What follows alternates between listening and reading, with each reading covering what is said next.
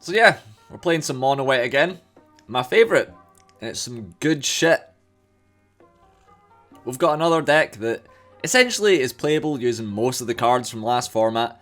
But again, there's a whole bunch of cards for this deck actually that came out. And they're all pretty sick. So you'd probably get on mono white and try and rank up with it whilst you can. Now look, right. Most of the people that watch my videos ain't subscribed. Which means I've got a bone to pick with the people that are subscribed. But I think you should subscribe. And I'm just asking as a favour. Because see, once I get to 1,000 subs, you know what, I won't care at that point. I just need 1,000 subs to get a community tab and start monetizing my videos. So maybe you should start subscribing, and then when I've got those things, you can unsubscribe then. It's fine. It's fine. So I do all the usual shit, like it and stuff, but particularly subscribe.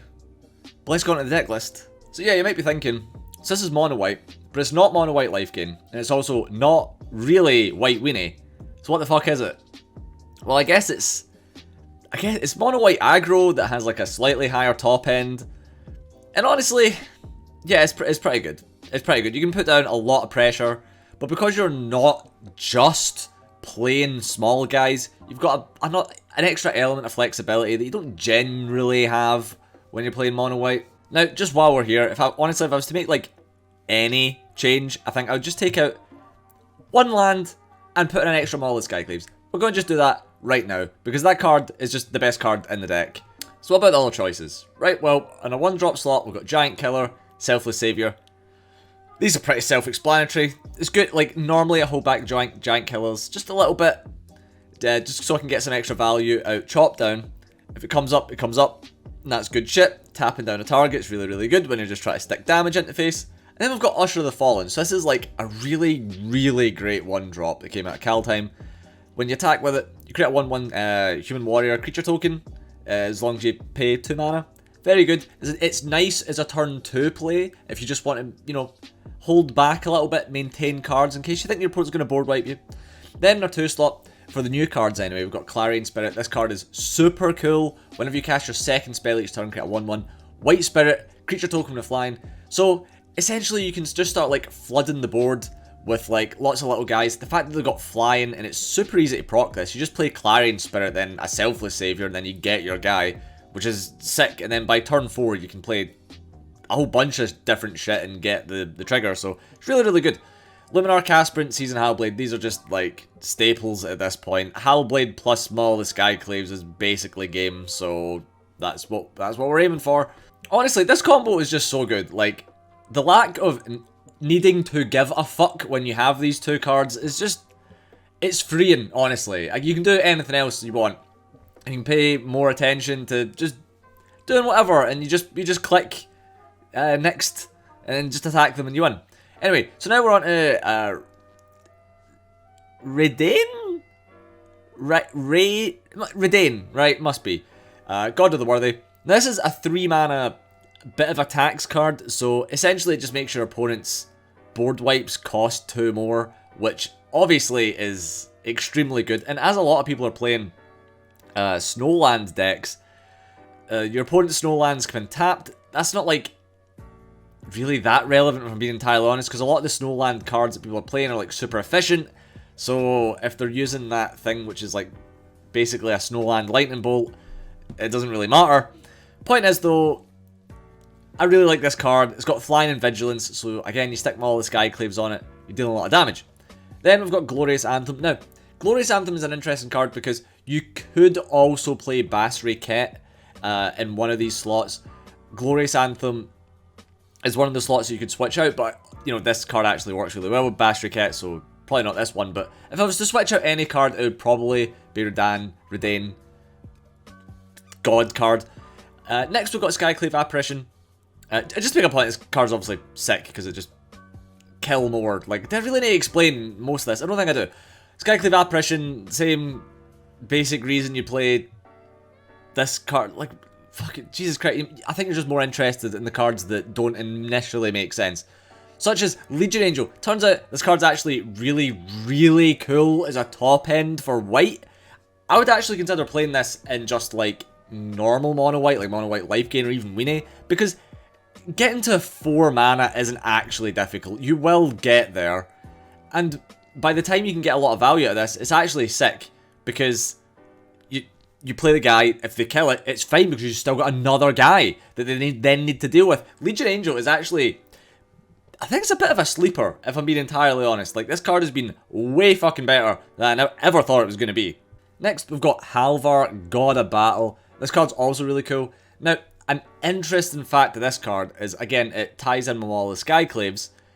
If something is equipped, it gets double strike. So, essentially, it's like a higher costed Kor guy. You know the thing. It's a higher costed Kor Blademaster, right? And you might initially think, well, obviously that sucks, but the thing is things don't need to be warriors for you to get value out of that. Not only that, it's a 4/4 body in of itself, which is just like straight up better than the Kor guy. This could really work in equipment decks just to begin with, but ultimately, like, you can just put a Maul of Skyclaves on something that might be a slightly better target, such as Halvar itself, and then just start swinging in for like more damage, and more damage is more better. Keep that in mind. Then finally, we've got like 2 cards that I've put in such... I mean, you might be thinking, why even fucking playing them then? The Baneslayer Angels, when you see them, they're actually sick, if we're being entirely honest. The first strike is actually so good just now, especially the lifelink as well. However, it's just one of those cards that I just never seem to draw for whatever reason. But when I do draw it, it's great. So, I'm not saying it's bad, I'm just saying that because of variance, I see this card not as much as I feel like I should. But when I do see it, it's great. So, that's fine. I think that logic is fine. And then finally, the cards that are actually mean anything. We've got Faceless Haven, which is also a really fucking good, like, land dude. I stand this card quite heavily, if I'm being entirely honest. So Faceless Haven gets my vote. Basically, this whole deck can just pile on a whole bunch of pressure, but also has at least some amount of answers to things your opponent's doing. And I think because of that, I kind of prefer it over the just baseline white weenie version of the deck. But I think I'll probably make a video on the weenie version rather than the slightly more mid-rangey version. But anyway, that is mono white for the deck list anyway. Let's get to those clips. And there's like a million clips and they're all like super short because this deck is just like bashing people down like 30 seconds. So let's get to them. Alright, game 1. Oh, of course, he scries to 3. I wonder what... I wonder what this guy's playing then. Yeah. Oh, okay, so he plays the land untapped. Right, we've got 1 extra turn. Let's try and do something. Play this guy and the Luminarch Aspirant. Right, we're off. We're off to a good start here. Hit him for 3. Pass back. Okay, sure.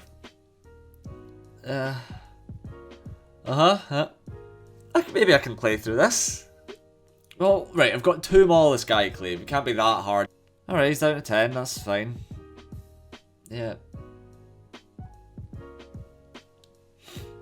Alright, next game. Let's try not get completely blown out again. We're gonna have a nice, fun, interactive game. I mean, maybe, right, okay, nice. Right, land, go. Right, your move. Epic. Love my life. So that's 2 games in a row. I get completely blown out. Okay, let's Luminarch Aspirant, on you go. Yeah, takes my guy. Can't even play Baneslayer Angel. Yeah. Right, okay, Maul's to... Okay, it's just Rakdos, that's fine. Right, whatever. Snowland, dude. Pass to you. In fact, that sounds pretty decent, actually. 2 Luminarch Aspirant. Plus the Anthem card. Yeah, I think we're on a good start here. Playing Grixis, that's interesting. Down you go. Swing in. I think we got this. Oh my god! My god! Jesus Christ.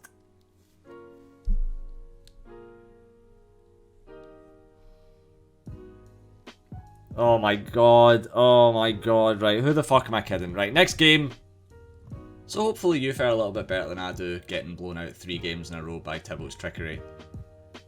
Must be nice, eh? Well anyway, now we are on to some kind of Is It deck. See, this is the problem with playing mono white and doing this kind of video, I'm not really sure what my opponent's playing some of the times, because you just kill them way too quickly. Obviously, the object of the game is to kill them by like turn 4 or 5, and it's totally doable. With hands like this, easy peasy. How are you not meant to kill them by turn 4 or 5? Because you just have to completely suck dick at this game and not kill someone by turn 4 or 5 with this kind of hand. But aye. So we're just taking the Luminarch Aspirant. I think that it should be easy enough to know that that's like the best thing to play turn 2. So if I had Maul the Skyclaves, I would probably have played the warrior guy, the indestructible warrior guy. I'd probably played that had I had Maul the Skyclaves. But ultimately, I think if you don't have those two in your hand, then you should just play the Luminarch, because it's just like so, like Luminarch's like infinite value. For 2 mana, the card's actually crazy. And then we've got our Anthem out. He flings out Bone Crusher Giant, but we're on our turn 4, going second as well, and it's just not good enough. We can swing in, and then if he blocks with the Bone Crusher, which he does, we'll just protect with the Selfless Savior. That gets rid of the Bone Crusher, and then we are in like such a great position for next turn.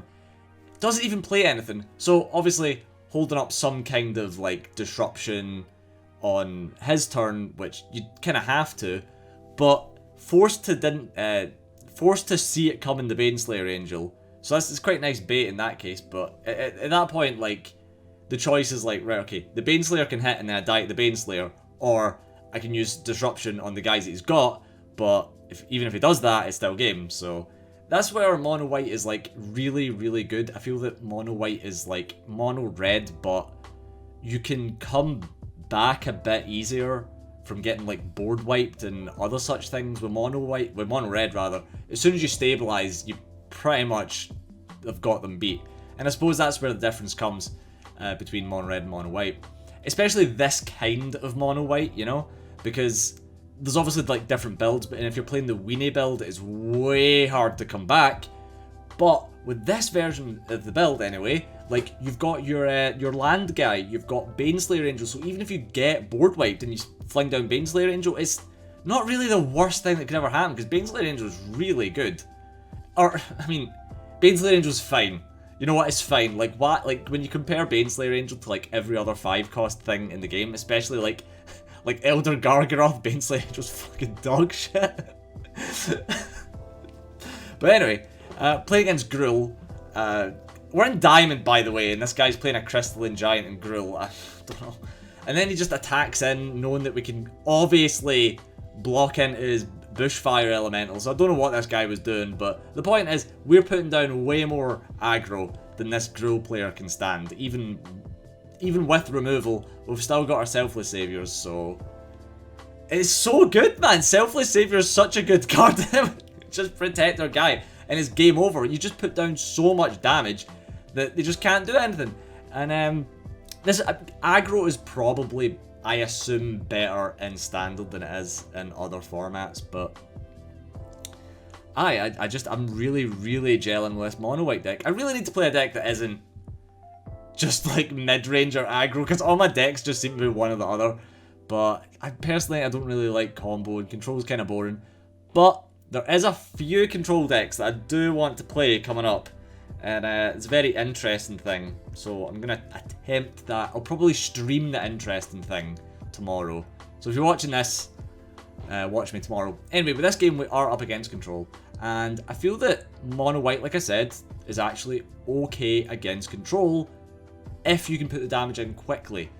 I suppose you could say the same about like anything, but like I said, you're kind of less fucked to board wipes, simply because like of Selfless Savior and the indestructible guy.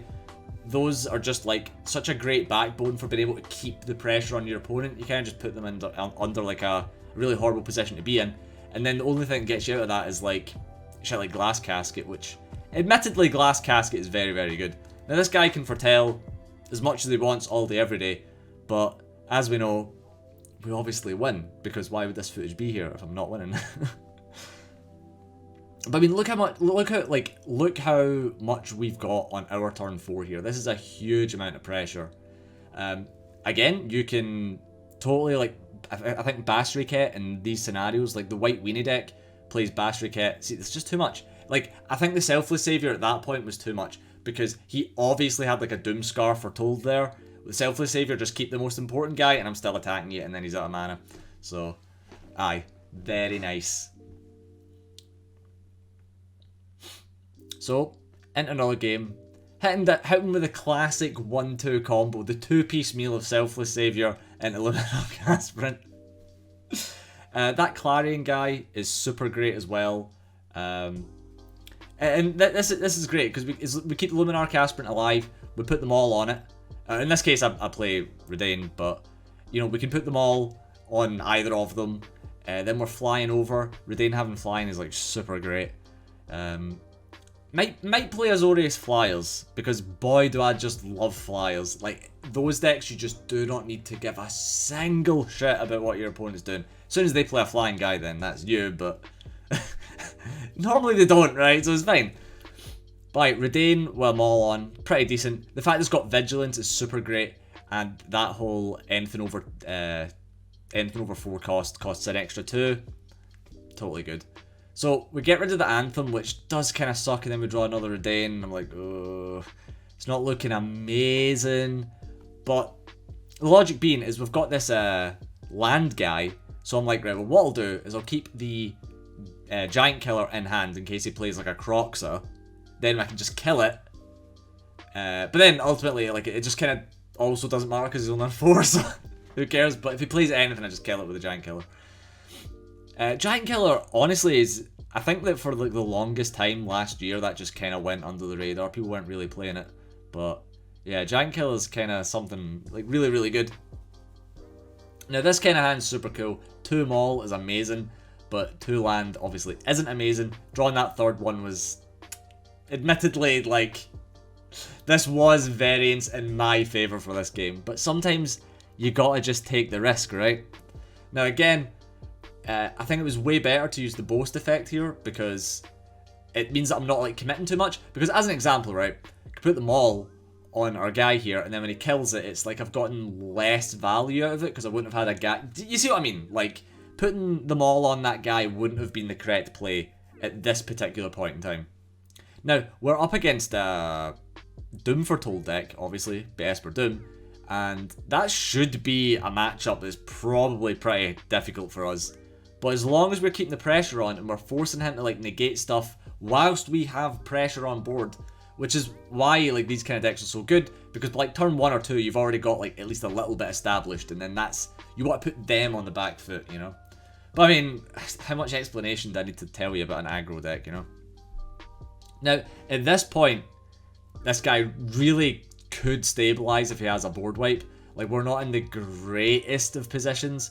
Him being on 10 life ain't too bad though, but it still isn't amazing. Still, this is something I love, like when you Skyclaves their Skyclave. Love that, love that. It just feels like you're getting kind of like extra value. I feel like Skyclave is obviously like an amazing card, but I never really... You know, it might be just be because I'm always playing like aggro decks and mid-range decks, but I never feel that Skyclave was really ever that impactful towards whatever it is that I'm playing. But it's probably just because it's like, right, cool, you take a guy, I've got plenty of other guys, on you go. So Maul coming in, amazing. Like, just putting in the work. Like, I cannot believe that card is like as cheap as it is. I feel like that honestly should just be like a $5 card, because it's just like the best thing for aggro. Honestly, I think that Boros aggro might be the way to go, because there's just so much, like, really... There's like so much aggro stuff and efficient beaters between red and white, but I mean, I'll probably play that at some point, right? And here we go, Giant Killer fucking coming in for the game. Kill his Yorion, okay, now I'll just kill you back. Now, that game went on a little bit longer than you'd want it to, but I mean, he did board wipe me, and we're still killing through it, easy peasy.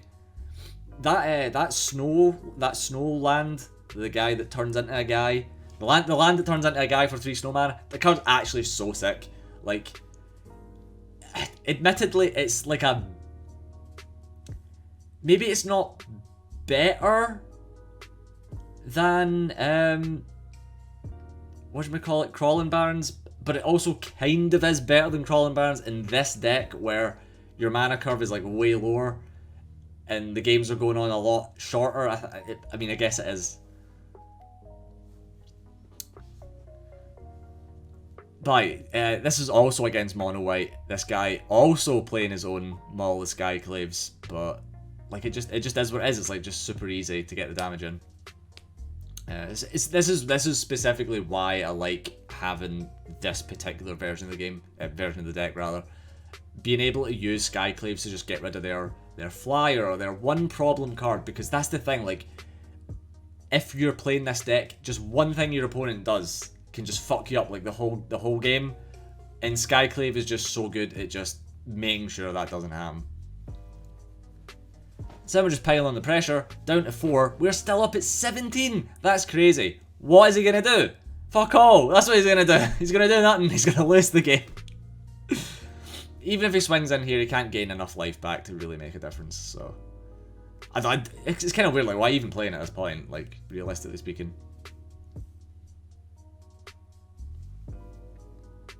So it swings in, goes up to 7, but what is that really supposed to do? Oh, I suppose it does have vigilance now, but again, see, there we go. It's just game. Like, it just doesn't matter. So, kind of quick video. This one, like I've shown you 6 games, and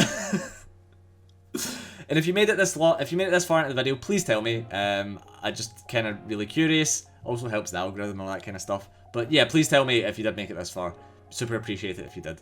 Again, if you enjoyed the video, please like, comment, subscribe, and genuinely, like, do it up until I get 1,000 subs. After that, you never need to do it again. Although I'd appreciate it if you still did. Anyway, hopefully you enjoyed that one, guys.